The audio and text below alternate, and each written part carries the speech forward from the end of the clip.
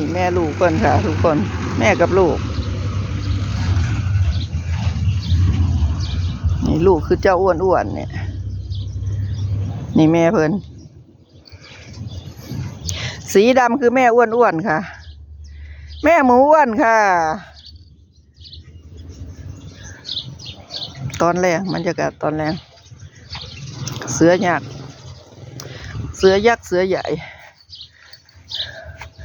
พาออกมาถ่ายคลิปจะส่ง YouTube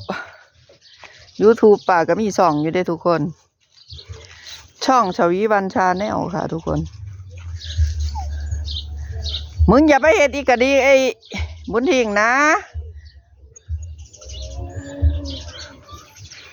YouTube ป่าก็มีช่องค่ะอย่า